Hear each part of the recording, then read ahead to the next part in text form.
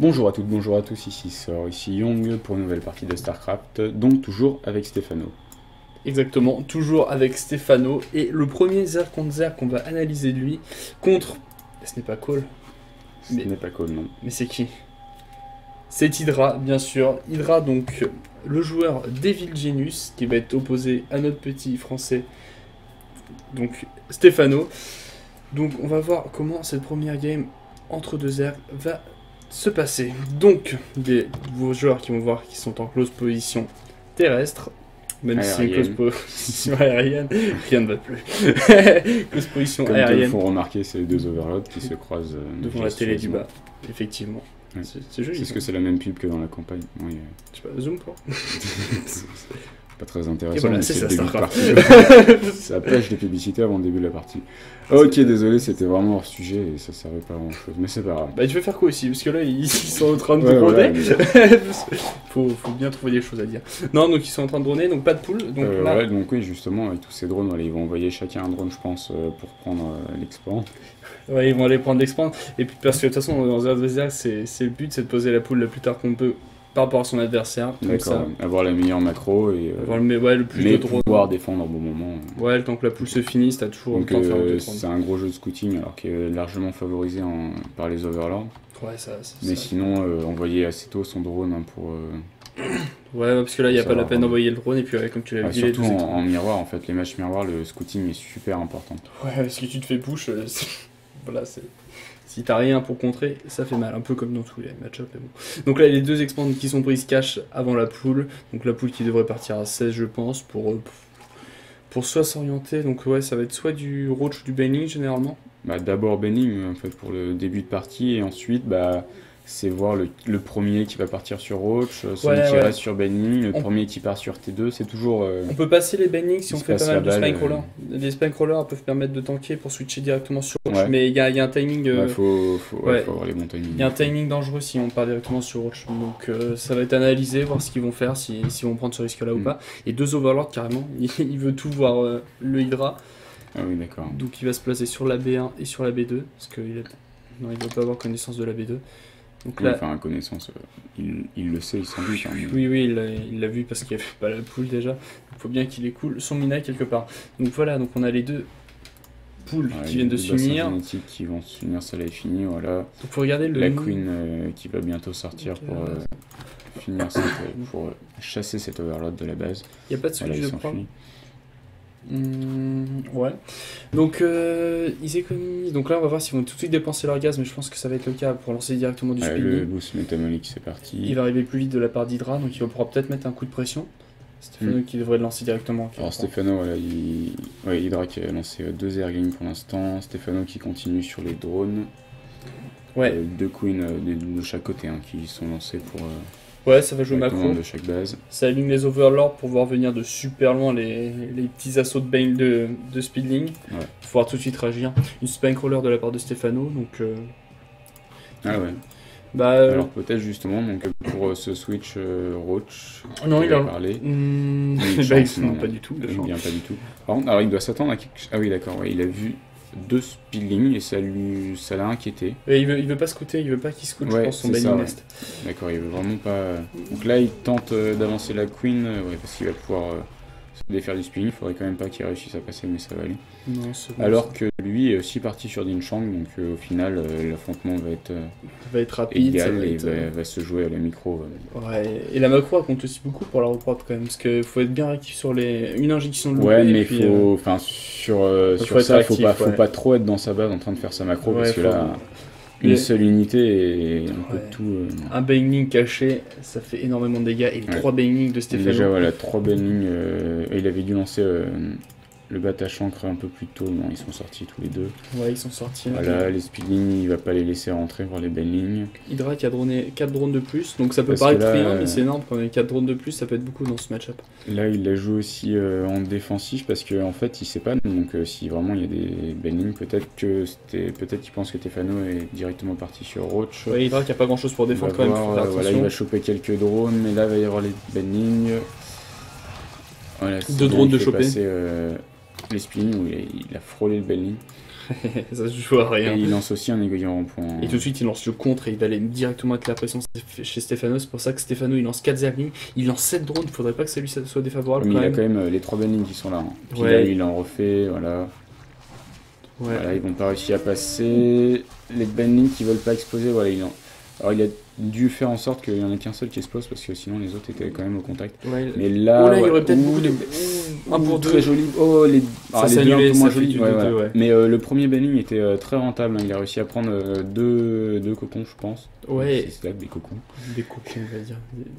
Et pas mal de speedling. Ouais, Hydra qui va revenir chez lui. Le plus 1 d'attaque. Ouais, donc tu vois, il y a le plus 1 d'attaque qui a été lancé pour les attaques à distance. Donc ça va être. Donc du le roach. roach, alors bah, il Il fait une a 3. déjà fait Ouais, il a- le.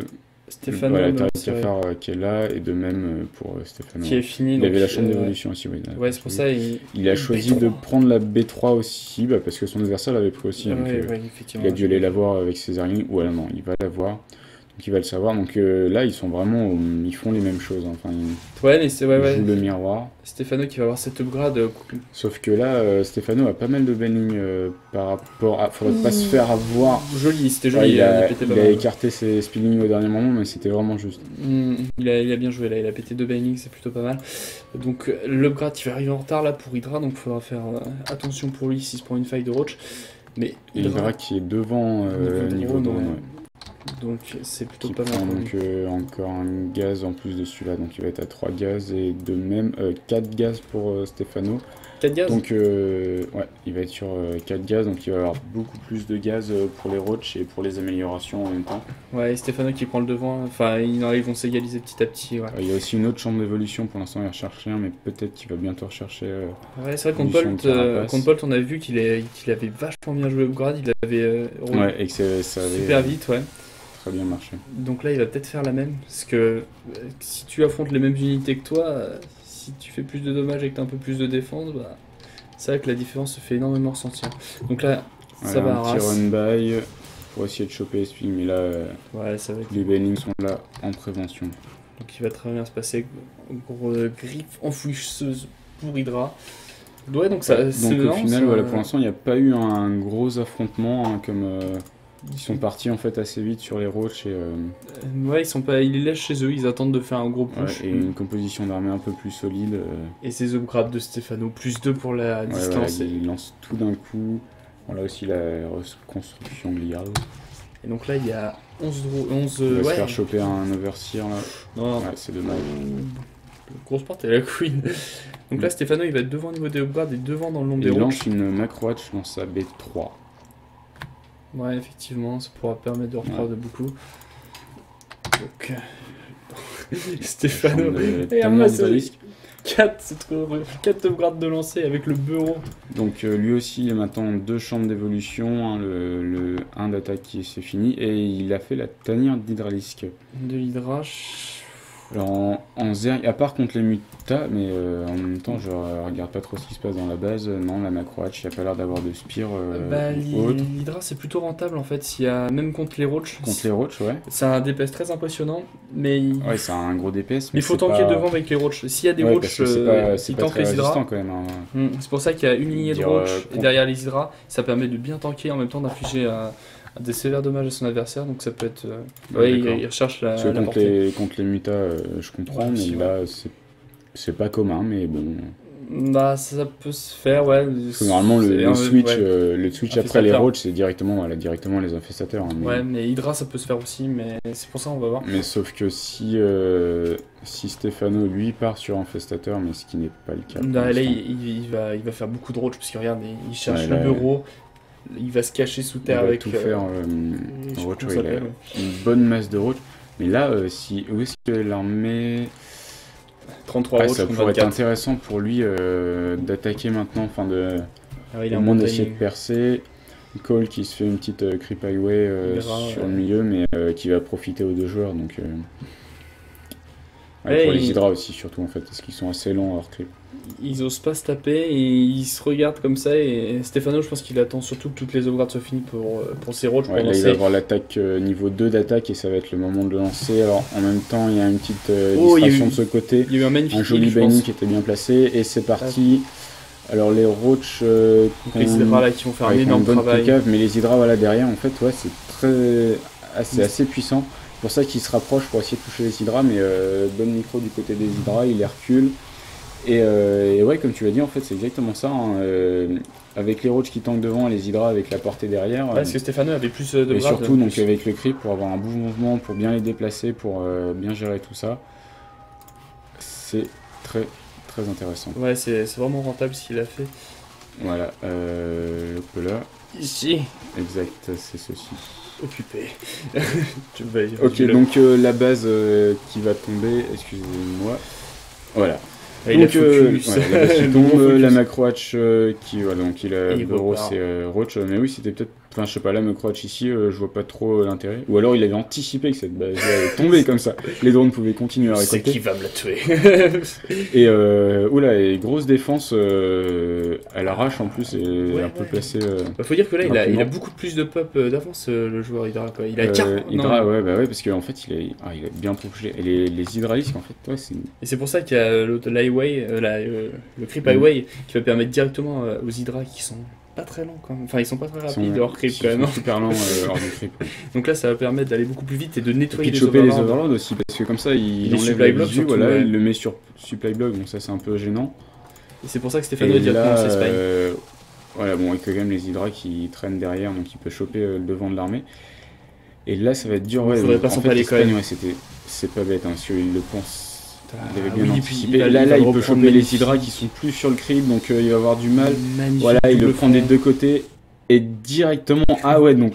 Alors la partie qui s'inverse, bon, c'est Hydra, on pouvait s'en douter, mais la partie qui s'inverse tout d'un coup, avec à l'aide d'un gros mur de Spagne et d'une bonne concave, hein, il l'a pris vraiment sur tous les côtés. Ouais, il a quitté même vite quand même. Même si les Hydras ont très bien marché au début sur la première attaque. Il a été un petit peu déçu, je pense. Il pensait que ça. Ouais. Il aurait peut-être dû passer directement par la B3. Dommage pour les Hydra d'Hydra. Effectivement, ouais, mais c'était bien joué. C'était une bonne idée pourtant de partir directement sur Hydra. Mais ouais, Stefano qui a fait une énorme différence avec l'Espagne. Et puis c'est Upgrade, combien ils sont? Les Roach 2-2 contre Hydra qui doit être 2-1. Ouais, Stefano qui joue vraiment la macro et l'Upgrade, ouais. Et l'Upgrade. Hydra, il a combien? Et les Roach. 1-2, ouais. C'est vrai que c'était impressionnant au niveau Roche Upgrade. Et puis une belle défense, il a bien anticipé. Parce que s'il n'y avait pas l'Espagne, je pense qu'il se serait fait un petit peu pourrir. Bon, bah, dommage pour l'originalité d'Hydra. Mais... Ouais, il aurait pu continuer quand même un petit peu. Voilà. Donc, je pense qu'on va changer de joueur pour la prochaine vidéo. On va s'intéresser, je sais pas encore à qui on va voir. Ouais, on va voir, donc on changera, ce sera pas un Zerg, soit un Proto, soit un Terran. Donc, ok, on vous dit au revoir et à la prochaine. Bonne soirée, au revoir.